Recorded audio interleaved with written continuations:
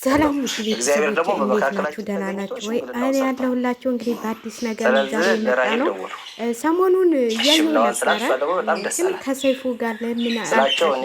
ለምን ሰይፉ ሲጣሉ ወደ ሰይፉ ሲፈለጉ ወደ የተዱ ያልኩ ነበረ። ዛሬ ከሰይፉ ጋር ቀርበዋል ማለት ነው። ወደ ሚዲያ ፎርማሊቲውን በጠበቀ መልኩ አወጣል። ይችልበታል ሰው እንዲያውቀዋል። ማን ያስታረቃቸው ሲባሉ ምንም አለ የተቀየረ ነገር አልነበረም። በቃ ስናወራ በቃ ፈቃደኛ ነው። ለማንኛውም ወዳችሁ እስከሰጣችሁ ድረስ ኮራሊቴን ሰረቀችኝ፣ መሀላችን ማንም አይግባ ምናምን አትበሉ ማለት ነው።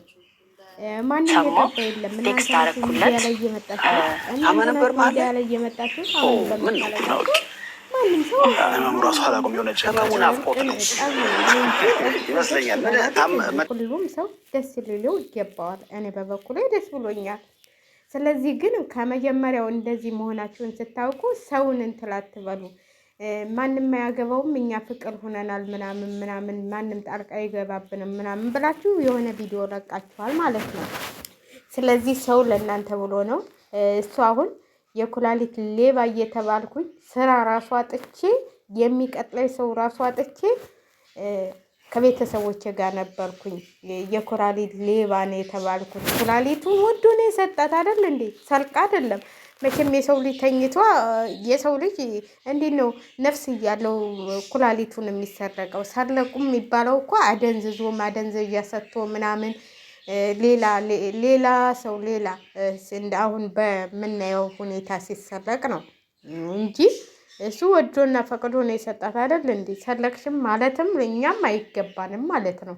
እኛም አይገባንም። የማይገባንን ነገሮች የምንናገር ዝም ብለን ነው ብዬ ነው የማስበው ማለት ነው። እና ታርቀናል እንግዲህ ብለዋል።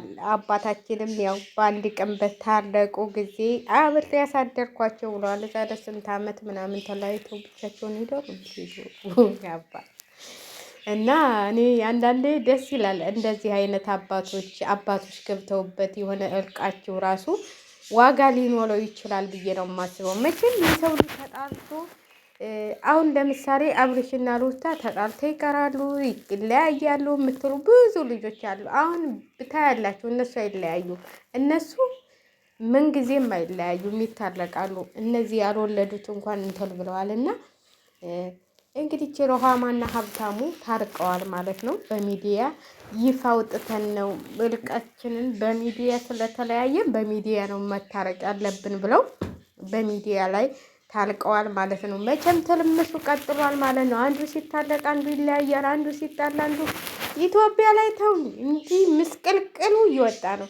ሚዲያ የሚጠቀሙ ልጆች ናቸው አሁን ደግሞ እያከለሉት ማለት ነው። ዙሩን እያከለሉት ያሉት ሚዲያ የሚጠቀሙ ልጆች ለምሳሌ ዳኒ ጽጌ፣ ኧረ ስንቱ ምን ልጥቀስላቸው? አብረሽ ሩታ ማን ነው ደግሞ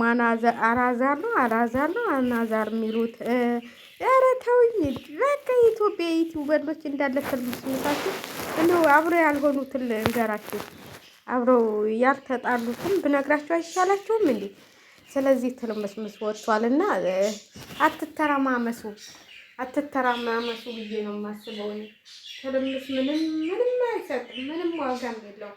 ብንተራማመስ ምንም እንትን ውይ እነዚህ ወፎች እንደው ስማ ምንም እንትን ዋጋ ቢስ ነው። ትልምሱ ምኑ ዋጋ ቢስ ነው።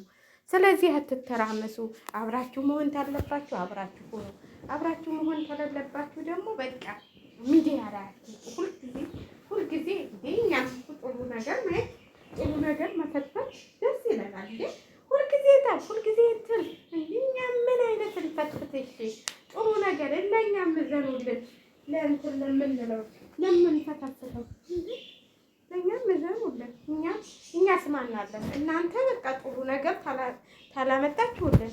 ስለዚህ እርቅ ምናምን ስናይ ደግሞ ቶሎ ብለን እንፈትፍት እንጂ እናደርግ ብላችሁ ነው። እና ለማንኛውም ያው ሰይፉ እንግዲህ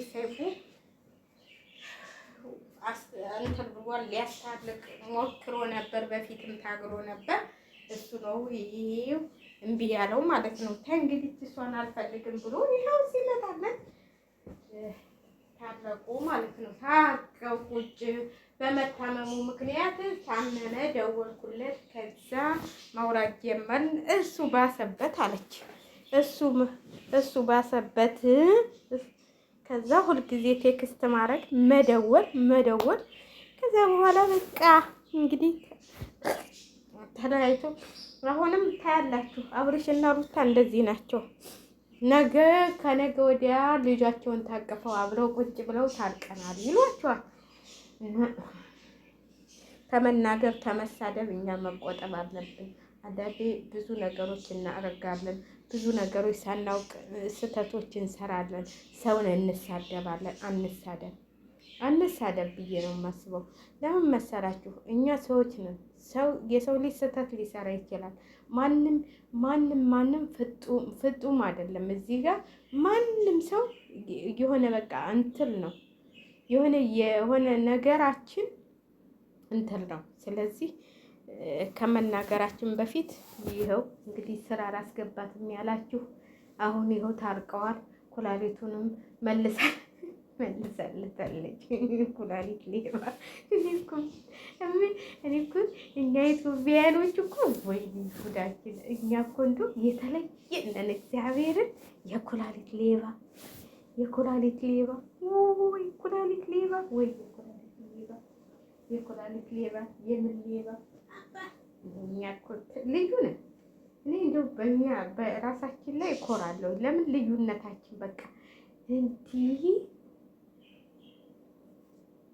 ምንም እንትን ማነር በቃ ስም ስናወጣ በጣም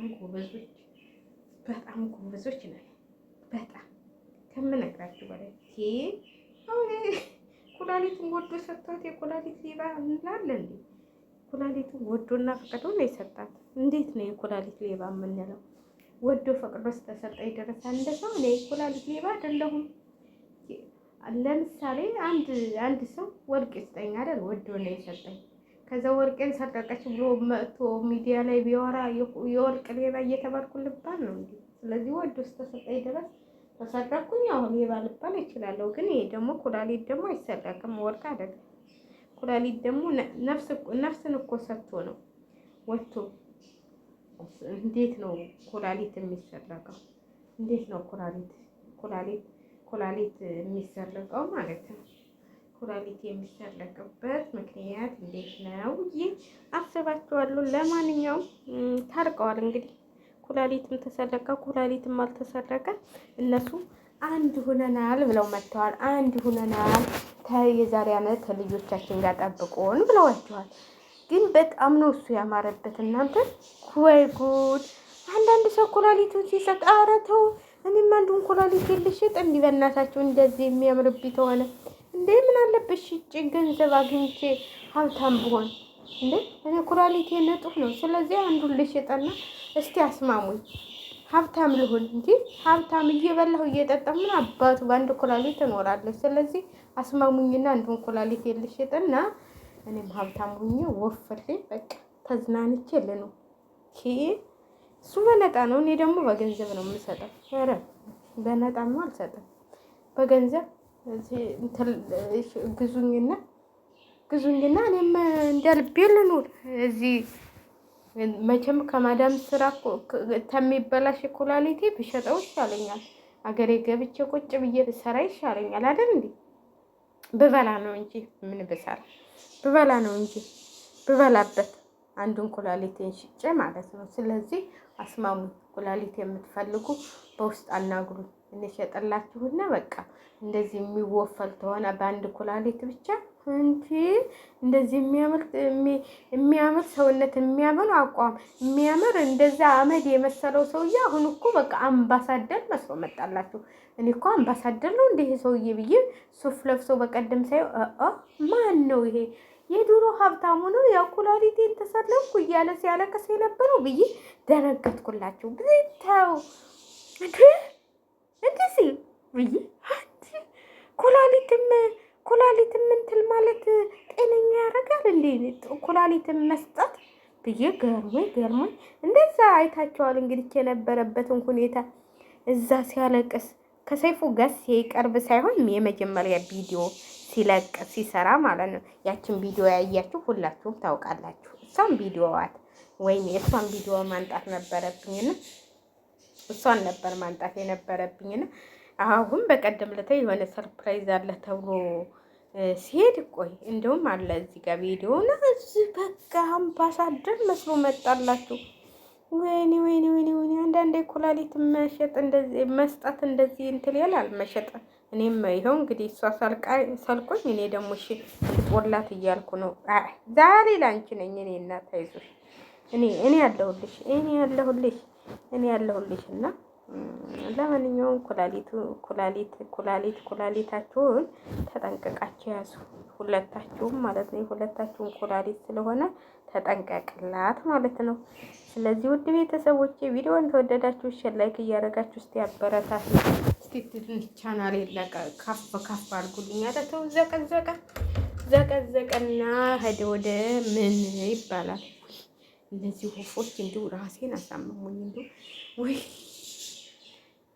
መጨረሻቸውን ባየኋቸው እና ውድ ቤተሰቦች ላይክ ሸር እያደረጋችሁ ታ በሉ።